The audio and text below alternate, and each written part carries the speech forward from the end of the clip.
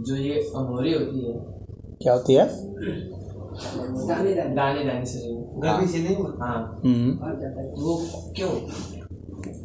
तुम तो खुद ही बता रहे हो उसका कारण। गर्मी तो खुद ही बता रहे हो।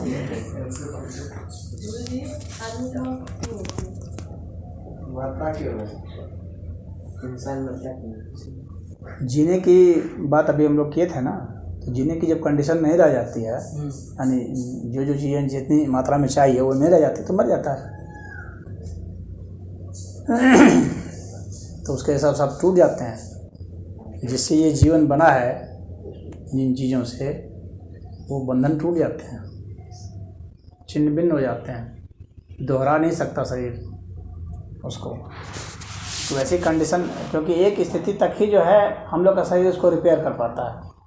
हम लोग का डीएनए एक स्थिति तक ही रिपेयर कर पाता है, उसके बाद नहीं रिपेयर कर पाएगा। जब उसी पर आघात हो जाएगा तो वो रिपेयर नहीं कर पाएगा। तो वैसी स्थिति को ही मृत्यु कहते हैं।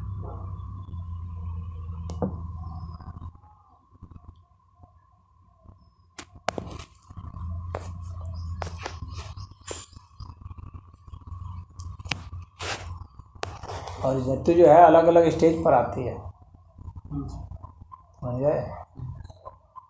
हाँ, जैसे पहले की जो है सांस रोक लेते थे तो मर गया, सांस आनी जानी बंद हो गई तो मर गया। लेकिन सांस आनी जानी बंद होने के बाद फिर बाद में देखा गया कि कभी कभी आदमी फिर जिंदा हो गया। तो फिर हुआ कि नहीं, सांस अगर आनी जानी बंद हो गई है तो उसको मृत घोषित नहीं किया जाएगा, तो ये मरा नहीं है। तब क्या हुआ? तब हृदय की धड़कन जब बंद हो जाए तब हुआ कि भाई सांस बंद हो गई और हृदय की धड़कन बंद हो गई, तब इसको मरा हुआ घोषित कर दिया जाए। कुछ वर्षों तक ऐसा भी चला। फिर उसमें देखा गया अपवाद कि कुछ लोग जो है सांस बंद हो गई, दिल की धड़कन बंद हो गई, उसके बाद फिर जीवित हो गए। आगे नहीं, इसका मतलब ये मरा नहीं था।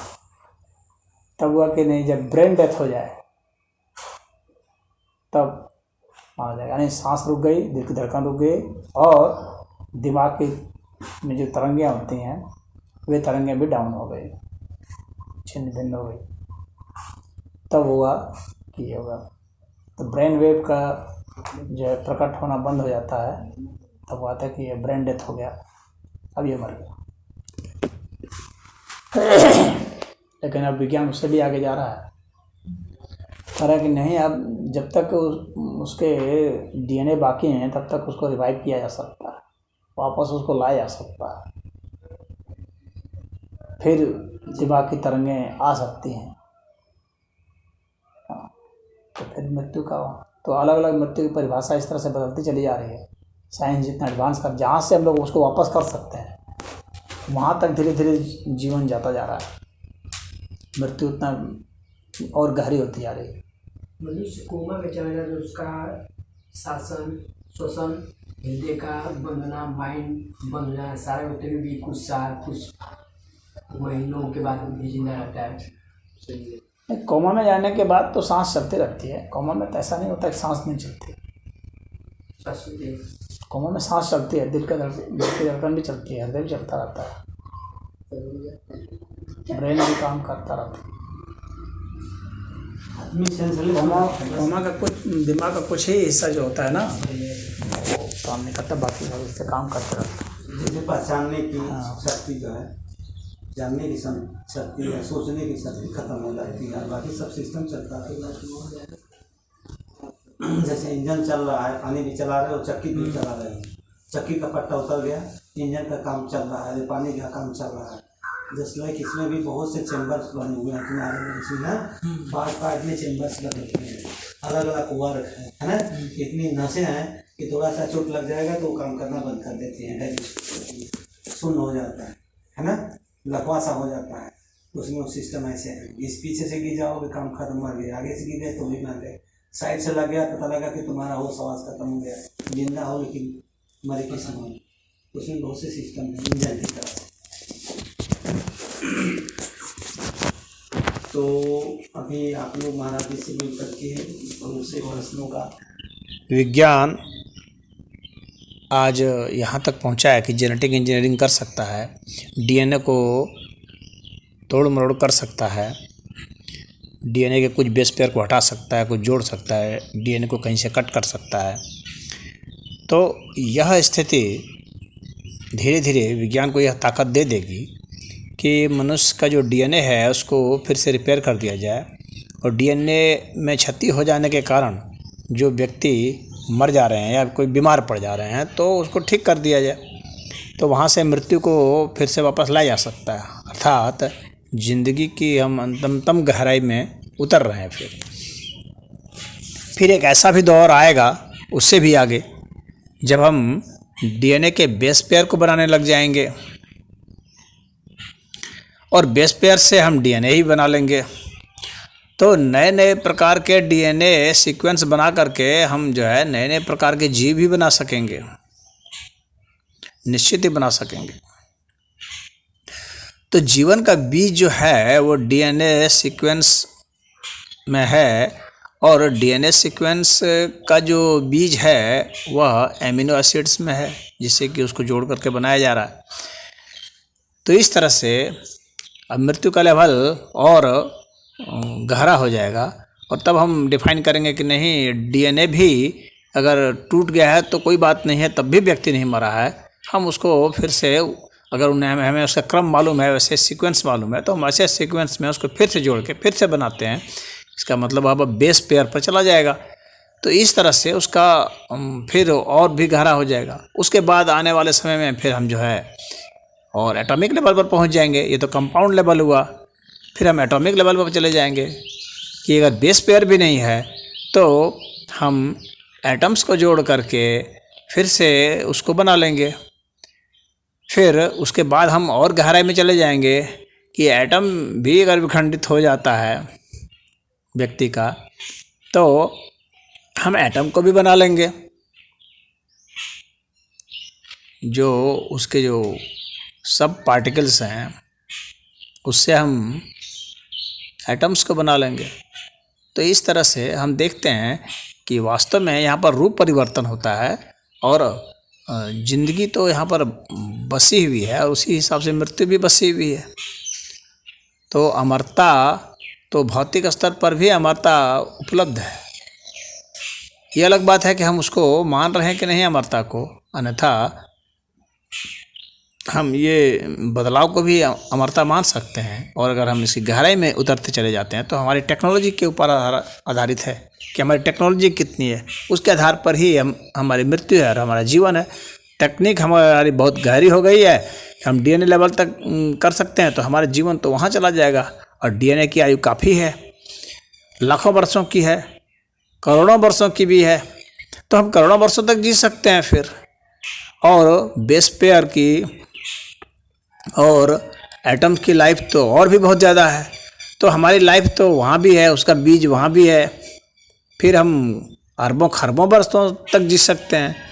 तो इस तरह से हमारे जीवन का ये फिक्स नहीं किया जाएगा कि हमारा जीवन 100 ही वर्ष है। हमारा जीवन तो जितनी हमारी टेक्नोलॉजी होगी उसके हिसाब से जीवन होगा, क्योंकि परिस्थितियों को बदल करके हम अपने जीवन को वहाँ से फिर से निकाल सकते हैं, अपने जीवन को हम बदल सकते हैं। तो यह कहना कि 100 ही वर्ष तक जीवन है, यह उचित नहीं है। उन परिस्थितियों में 100 वर्ष तक जीवन है। परिस्थितियाँ बदल जाएंगी तो लाइफ एज भी बदल जाएगी, जीवन बदल जाएगा, लंबाई हो जाएगी। करोड़ों अरबों खरबों वर्षों तक मनुष्य जी सकता है, बिल्कुल जी सकता है।